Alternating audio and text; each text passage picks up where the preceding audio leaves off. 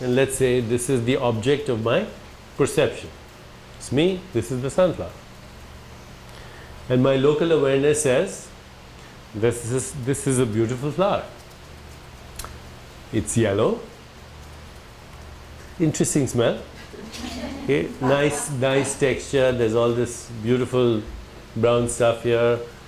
There's a green stem. This is a sunflower in waking state of consciousness.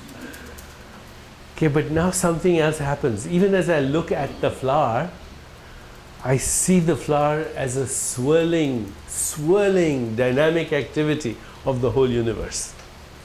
I see sunshine and rainbows and earth and water and wind and air and the infinite void and the whole history of the whole cosmos just manifesting impermanently as this flower.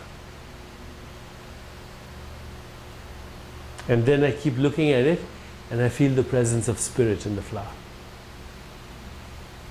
And I realize that there's a witness in that flower that's just like the witness in me. I'm the subject, that's the object. So far, the witness was fully awake in the subject of experience, but now the witness is waking up in the object of experience, in this flower. And then when I look at it, I say, you know, that spirit in that flower is very intelligent, just like me. Maybe I can commune with it. Maybe I can talk to it. Not in English with an Indian accent, but just, you know, how are you?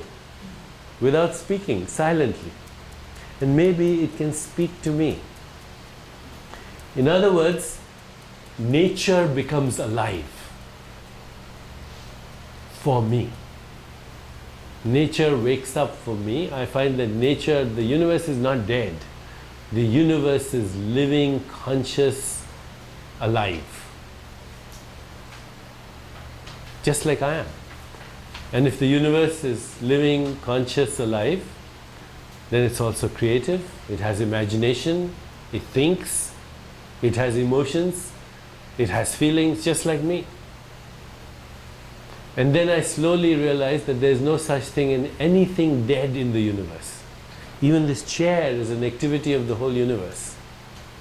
At this moment, it's like a object that seems to be frozen in space-time, but it's a swirling activity of the whole universe. You know, for example, let's say I go to the ocean and I see a big wave coming. I see a big wave coming, I take a picture of the wave and I come and say to you, you know, look, I took this picture of a beautiful wave. And even as I took the wave, there was a rainbow there, and there was some seagull sitting on the rocks. And you say, that's a very nice thing you took a picture of, can I go see it? So we go back, and there's no wave. The picture I took of the wave is gone. The rainbow that was there in the picture is not there. The seagulls have flown away. You say, hey, you lied to me, you took that picture to me? What did you take a picture of? Because the picture that you took and what I came to see is not the same thing. And that was because with the picture I took, it froze the activity of the universe into that one moment. Right? So when you perceive anything, you freeze the activity of the total universe into a sunflower, into an object, into a person, into a chair. What we call an object, you know, in Buddhism they say, first thing you have to realize is there are no objects. The second thing you have to realize is there's no person. Both the object and the person are simultaneously impermanent activities of the whole universe. And perception is like taking a picture. And by the time you take the picture, the universe has already changed into something else. Of course, from moment to moment we don't see that. You know, from moment to moment I don't see that your body is changing. But show me a picture from 10 years ago and I'll show you that it is changing. Everything is transforming and there is no such thing as a fixed object. There is no such thing as a fixed person. And there is no such thing as a separate self. You begin to start to have these inklings. Just inklings. But now because you commune with the spirit in this, you can have a dialogue and then you can ask it to do things for you, and if it responds, let's say you talk to the clouds and you say, will you rain, and it starts to rain, then we call that a miracle, right? A miracle is something we don't have an explanation for. So the word miracle in English comes from the Latin word mirare. It means to be filled with wonder. And the reason we say it's a miracle is we didn't know what happened. But once we know what happened, then do we call it a miracle or do we call it science? Call it science. The difference between a miracle is a science and science is something we have an explanation for, which does not make it less miraculous. The fact that there is a little electron firing plus minus charges in your brain and it gives you the experience of red, that's a good explanation, but that makes it even more miraculous. How would a digital binary code of electrons or photons across a cell membrane in the nervous system produce thought or color or sensation or sound or touch? Isn't that even more miraculous? So in God consciousness or divine consciousness, everything starts to become miraculous. Both the ordinary and the extraordinary becomes miraculous. It's the world of miracles. Now, of course, I took the example of the sunflower, but I said the witness has woken up in every object, not just in the sunflower. The witness has woken up for me in you, in this chair, in these walls, in the lamp, in the building. So once the witness is woken up in everything, then there's nowhere I can go where there is no spirit.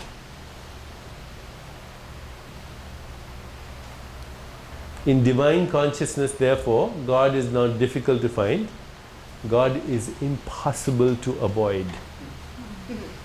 Because there's nowhere that you can go where God is not. And when that happens, then of course you go into ecstasy, you go into bliss, you go into the world of miracles, you experience transformation, healing, apparitions, all the things you read. You know, in the New Testament there are like over 33 miracles. So what are the examples of? And every religious tradition has examples of miracles, right? Every religious tradition has examples of miracles. What are the examples of? They're examples of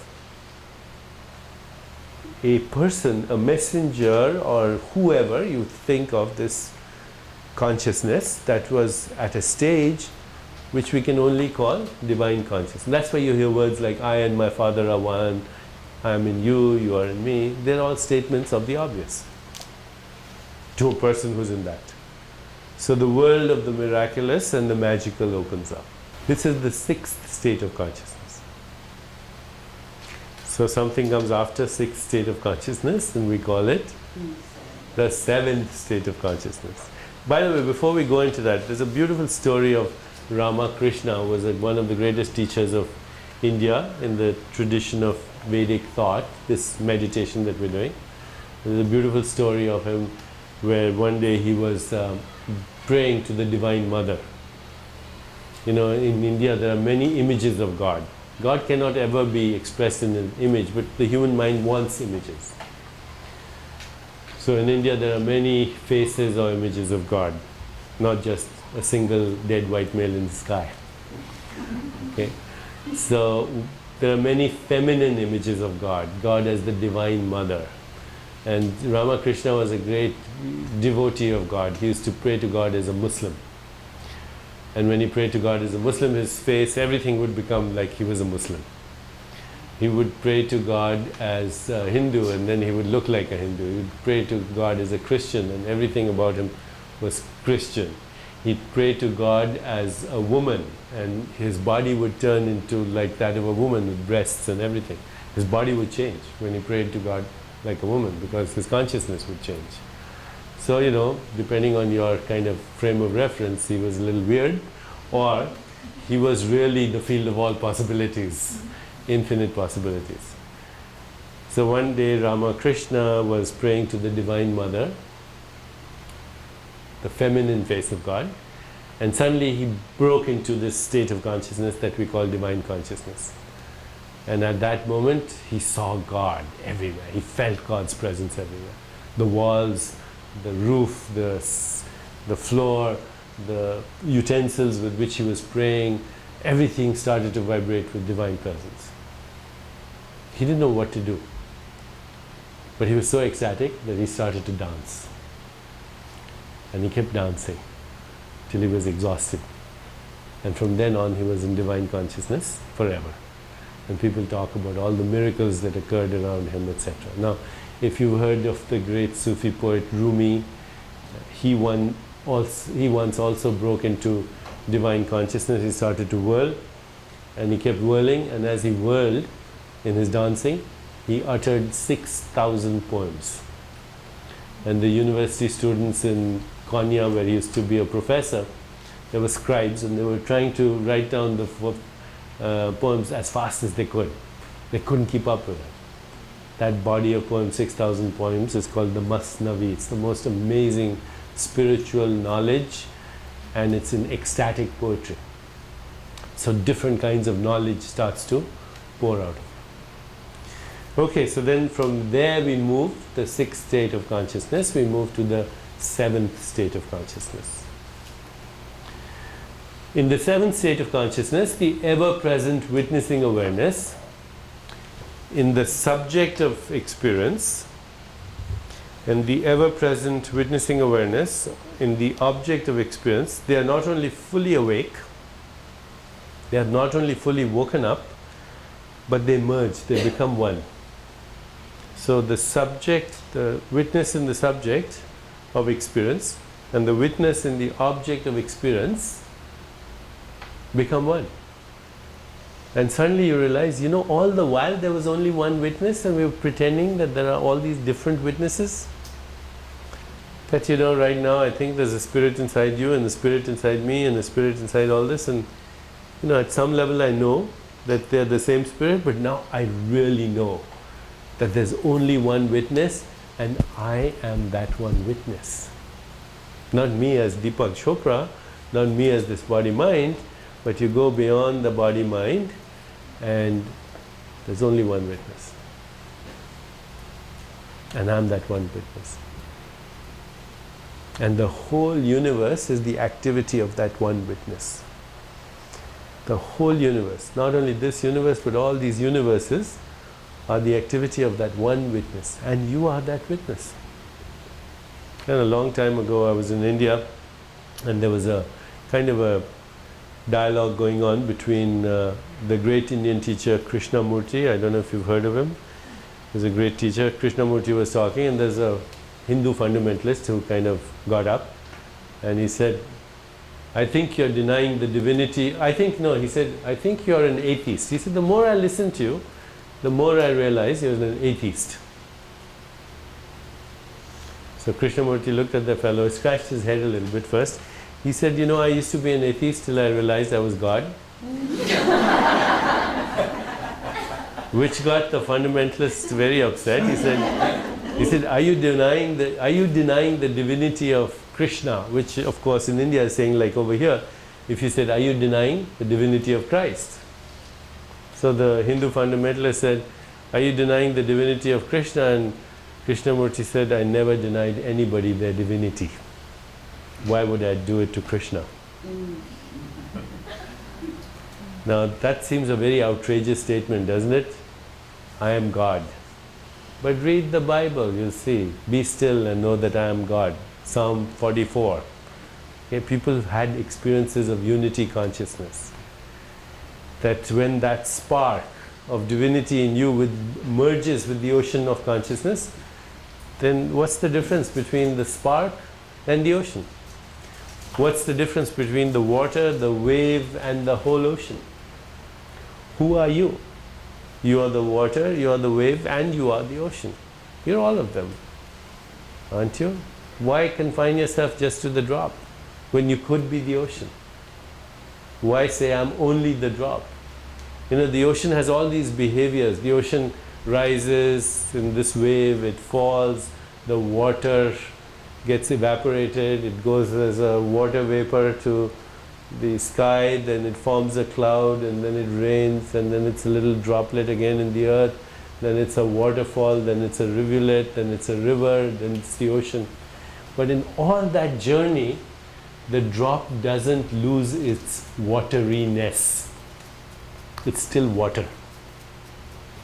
It's water as the drop, it's water as the wave, it's water as the water vapor, it's water as the cloud, it's water as the rain, it's water as the rivulet, it's water as the river, it's water as the ocean. And that's what you are. You're a spirit. You're a spirit as the baby, as the fetus, as the grown adult, baby before you were born, spirit before you were born, after you're born, in all the forms that you take. And when you can shift your identity from being just the wave or just the droplet or just the vapor into your essential nature as that wateriness in the ocean and the storm and the cloud and the river, then you're home free. You're where you started from. You know, when T.S. Eliot says we shall not cease from exploration, and the end of our exploring is to arrive where we started from and know the place for the first time. So the journey ends where it begins. You say, what happens after that? It depends on you. You want to stay there for a while, or you want to take another picnic somewhere else, in some other frequency domain of consciousness. Because again, the Vedanta says there are infinite worlds. Infinite worlds come and go in the vast expanse of consciousness. There are little motes of dust that are shining in a beam of light that's coming through a hole in my roof. And so all these worlds are available to me. This is a state of being in love. Love radiates from you, like light radiates from a bonfire. It's not I'm just going there or there. Where's the light here from this bulb? It's going everywhere. So that's how love radiates from you.